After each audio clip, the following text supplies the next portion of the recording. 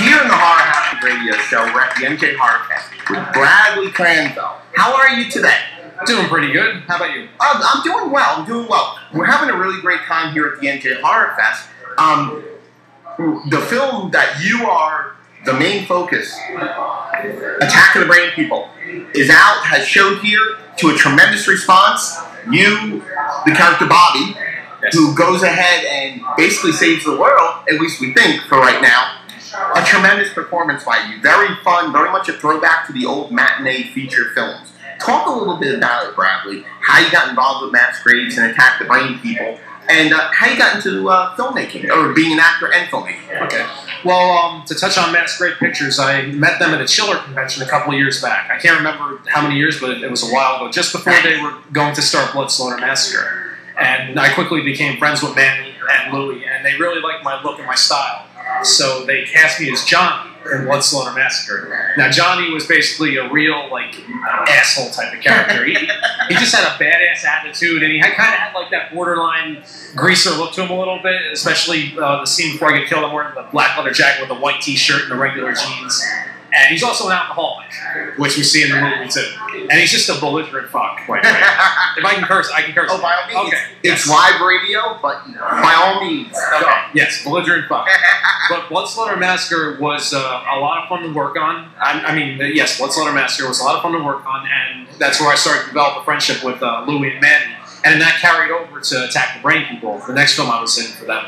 And with the Brain People, a lot of my scenes were shot mostly over a solid 2-day period. We did 4 episodes in 1 day, if I remember correctly. Wow, that's what Manny and Louie said. That's a very tight schedule, a very tight time schedule. It was. Our day started, I think it was around 7 a.m., 7:30 in the morning. I got there, and we just started filming from that time in the morning, and it went until about 8:30, 9 o'clock at night. It was the first day of June, if I remember correctly, this year when we shot it, so the sun was still out late, and we worked ourselves to the bone on that one.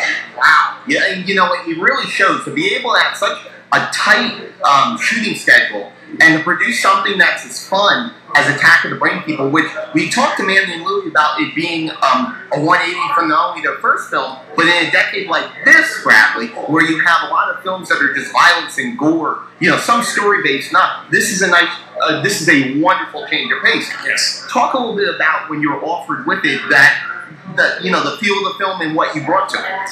Well, I was attracted to the film just by its nostalgia, obviously. 1950s, I've always been a fan of Belle, Lugosi, Boris Karloff, all the old horror actors. So what I tried to bring to Attack the Brain People was that aesthetic of what you would see back then. Overacting, but not overacting in a bad way. Reining it in a little bit. But it made me feel like being Belle Lugosi, especially the scene at the end when I'm fighting with the mother brain. Literally, you can see me moving the hands of the tentacles on the mother brain. It's just like out of Ed Wood when Martin Landau played Lugosi. I felt the same, practically. Wow. And then what else I tried to bring to it also, well, I brought some music to it. Yeah. Some of the soundtrack I scored for that. Oh, wow. Because that's my other thing I like to do on the side. I compose my own music for my movies and other people's movies as well. Bradley, that's very interesting you bring that up, because the score for Attack the Brain People obviously has some restrictions to it. It's a 1950s nostalgic piece, which is something that really you don't see a whole lot of anymore in the way of score. But also it has to have a certain emotion to it. Talk a little bit about, before we get back into your roles, talk a little bit about scoring films like this and what goes into it and your preparation with it. Okay. Well, with Brain People, that was actually probably the toughest one to score just because of the fact that it was 1950s, which automatically limited me because you can't use any synthesizers pretty much. Yeah, so true, very true. The only things you can resort to that are electronic related are organs. So luckily I was at a thrift store, and this is a few days after I shot Brain People. I found a Viscount organ that I bought for $30, and I ended up using that to score some of the music for Brain People, which it sounded really old and cheesy, so it worked perfect. But yeah, I was gonna say. But my other soundtracks I primarily focus on a lot of 80s and 70s type of soundtracks because the equipment I use is from that time period. I have the Sequential Circuits Prophet 5, which John Carpenter used religiously on Halloween, Halloween 3, Escape from New York, The Fog. That was his go-to keyboard, so a lot of my synthesizers are that style. The Yamaha DX7, Roland Juno 106, a a lot of Ford keyboards, and a lot of Roland products overall I use. So my sound is basically 80s mostly. That's what I strive for in the soundtracks, and that's what I always try to go for. Wow. With that, obviously you have a kinship to the 1980s. When you go in for roles, you've worked with Ryan Scott Weber, you've worked with Masquerade, you worked with a lot of the local filmmakers. When you go into preparation for your roles, no matter the difference, is there a study, preparation, and method that you use going in? Well, my usual preparation and method is, I mean, of course, first and foremost is read your script, make sure you like it. Of course. And once you like it, you know, I'm a little different. I used to not be so good at memorizing lines, so I'm one of the people who would have to read the script, you know, 20, 30 times before I finally had it down cold. I've gotten a lot better with that. Now I read the script usually about maybe 10 times before I have it down solid. And on top of that, I draw from a lot of my own experiences when I do my acting. I do a lot of memory recall stuff depending on the part. And I also like to pull from other actors that I'm fans of, and I watch their style and their mannerisms, basically. And, you know, I try to pick up a little bit of what they do, not copying, but I try to take what they've done and keep that in the back of my mind, and then I sort of mold that into what I make it into whenever I play whatever character I'm playing. What are some of your favorites? In fact, in the last 5 years, you've really had a boom in the local indie scene. What are some of your favorite characters? Johnny from Belle Massacre is one of my personal favorites. I love Bobby from Brain People because it's a cult classic in my opinion. I also love the character I play in my movie, Bible Belt Slasher Part 2. I play Dr. Ray Landers, which is a blatant homage to Donald Pleasance's character in Halloween. Everything from the raincoat to the suit setup I wear and just the whole style. Although I have hair, Donald Pleasance did. So a very full head of hair. I'm a little jealous, gotta be honest with you. Yeah. Don't be jealous. Always buy hair. Oh no, I always tell people if I ever go bald, I'm just gonna buy a wig. Or a series of wigs. Because then it makes my choices easier. I buy one wig for each day of the week and I just change every day. Wow, you do sound Hollywood now. That's very Hollywood. But Dr. Ray Landers is one of my favorites. I also really like the character that I play in Sheriff Tom vs. Zombies. That was a fun character to play. I didn't really, how can I put it? That was almost drawing on myself entirely because we used my own car in the movie. They basically had me in almost what is my own style. My hair wasn't any different. The clothing with the bandana I wore around the neck, very 80s. Yeah. So I was playing, that was the closest character I've ever played to myself, I would say, in that. Whereas, you know, not Sheriff Tom. God, so many movies, it's hard to draw back. I was going to say, you do have a lot of credits, so it's, you know, but you talk about 3 distinctive characters and 3 distinctive directors. For the fans out there, we talked a lot about Sheriff Tom. We've had Ryan Scott Weber on the show. We've talked to Masquerades about Blood Slaughter Massacre. Talk a little bit about the Bible Belt Slasher Part 2 and the significance of it in the last 3-4 years in the indie horror community. Okay, well, the Bible Belt Slasher, I premiered it this year actually, back in April 13th, 2013, at the Forum Theater in Metuchen. We had a great premiere. I had about, I would say 200 people or so came out to it, so it was a nice turnout. And basically with the Bible Belt Slasher, it's gaining momentum, I think. It's starting to get more popular a little bit. At first, you know, like any independent film, you have to garner more attention to it, and that's what I'm trying to do. I'm trying to pick up distribution for it, because it's a very solid story. It's the kind of story that all horror people relate to. You have an escaped mental patient, and then you have his doctor, and you have a police force that are trying to, you know, find him and bring him to justice. But he's just, you know, a maniacal lunatic.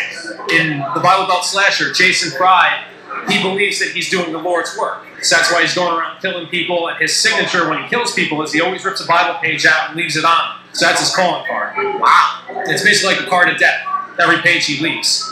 Wow. And the other main characters in the movie, there's character Rebecca Belle, which is the twin sister of the character from the first movie, which was a short, The Bible Belt Slasher. Now, I had the same actress play Rebecca Belle. That's why I created her as a twin sister. Smart. Very smart. Wanted to carry it over.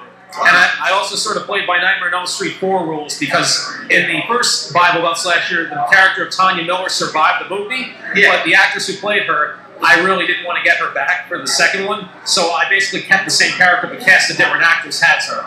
Got it. Nightmare 4. Nice. Fun little nod. No, it's a fun little piece of trivia because of the fact that you you know, you can hear the passion, you can hear the intelligence in your voice when it comes to filmmaking and acting. When you look at the community around you, with so many different local projects and successful projects at that, if I may say so, talk about resources and talk about the aspect of networking and coming to events like this and working with people like Brian Scott Weber, Masquerade, you know, indie talent like Joe Periscan and Jen Ross. Okay. Well, yes, the networking is what it's all about. I mean, that's how you get from one film to another. It's no different than going for auditions. When you're networking, you basically are auditioning because somebody likes your style, the way you look.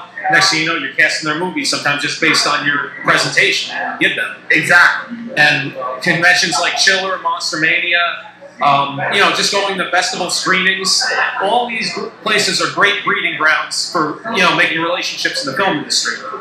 And it's what it's all about. It's about, you know, building the relationships, and then you just start getting, I guess, a stable of people, kind of like a Roger Corman stable in a way. You just have all this pool of talent that you can pull from, whether it be directors, actors, writers, producers. Once you're in with everybody, it fuels your next project because then you know you have those resources that that particular filmmaker had when they did their film in some cases. I mean, you know, some people are a little bit more open than others about the resources, which it's understandable because it's not easy to get resources. Yeah, a good example is in Bible Belle Selection Part 2, I opened with the courtroom scene. Now, not everybody can just go to a town hall and get a hold of their court. Exactly. But in my instance, I work for the town. I run their TV station. Oh, wow. So getting a hold of locations in the City Hall building is easy for me, whereas for somebody else it might be difficult. And that's the same in all my movies. I primarily film in Linden, New Jersey because I have access to the entire town. I know the police, I know the council members. If I have to bring something up before council, you know, they're familiar with me. It's like, hey, you want to do a zombie scene on the street and close the streets off and have people get shot? Hey, that's fine with us, approved. You know, it's 1, 2, 3. That's the kind of town Linden is. Yes, and that's what I wish will come back in cinema when you're making a film. A lot of towns are very closed off and they have a difficult permit process, and it's very costly. Like, I think Clifton, New Jersey, they have a very hefty price for their filming permits per day. There was one place I was trying to film in New Jersey, I can't remember the name of it, but they wanted $1,000 a day just for a permit. Wow. Not including insurance, nothing, just to get the permit. And I think that there needs to be more of an openness toward filmmakers in the community, especially in New Jersey. Wow. You know what, Bradley, you talk about that, and it's funny you say that because we were just up in Rock and Shock, and they talked about, as a whole, for the New England area, how there's a lack of it because of so many different issues and barriers that go into it. With you, with the way that you film Bible Belle Slasher Part 2, you look at works like Sheriff Tom, you look at works like Attack of the Brain People, location is key. When you want to be able to set up, you want to be able to have it, location is one of the key factors. With your experience in independent film and cinema, location, story, the different parts of it, what have you found to be the most key aspect of the indie film process? I would say the key aspect would be location and story. Overall. Okay, those would be. Okay. Those would be. I mean, locations first. When I'm writing a script now, I actually go by writing the script once I know what locations I have at my disposal. I used to write the script before I would even know what locations. It's a mixed bag. You can write your script without locations and be going over the top, you know, like say you want to do a scene on a rooftop and throw somebody off. You can write that, but it may not be the most practical thing depending on what you can get a hold of. And same thing with a courtroom scene. You may not be able to get a courtroom. So I'm more from the school now where I look at what I have at my disposal and then I start writing the story and I go, okay, this is a great scene. I know I have this location for that scene, that location for that scene. So I kind of have reined my writing in over the years. Interesting.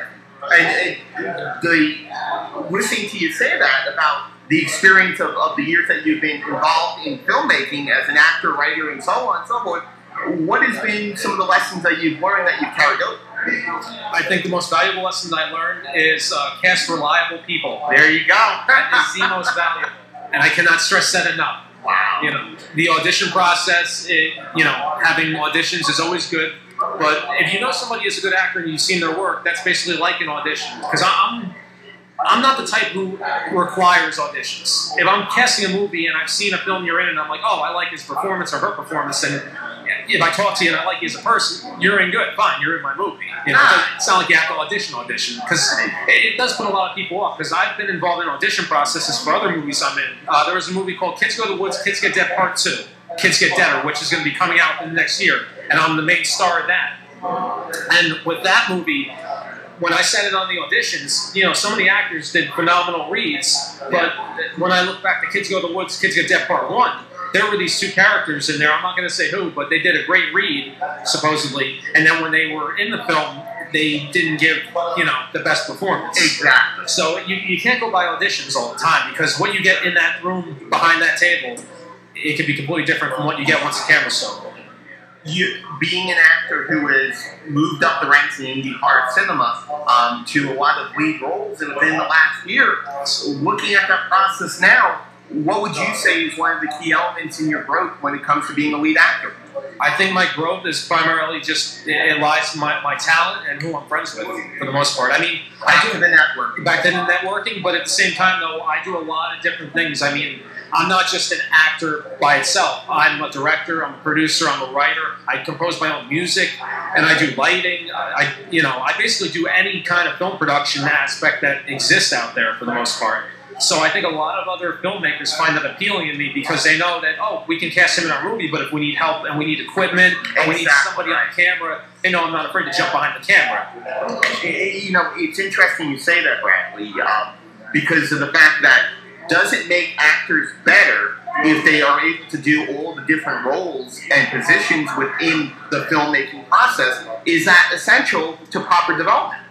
It's not essential to becoming an actor, but if you know more about behind the camera, it makes you more, how can I put it? It makes you easier to work with, I believe, because you understand what a director is going through. There's a lot of people I've worked with, you know, actors and actresses. A director yells at them and they get all, you know, frustrated and want to walk off the set, but they have to understand too what the director is in charge of. He has a lot going on. So Exactly. if you're complaining that you didn't get the right type of sandwich, it always comes down to catering. Yeah, it's like you have to understand what other people are under on a film set. I mean, you wait around for hours on certain film sets. Yeah. And, you know, it's bad. Some people don't even have catering. Yeah. Which it's hard to fathom sometimes. Craft is important. Craft is important. Keeping your people fed.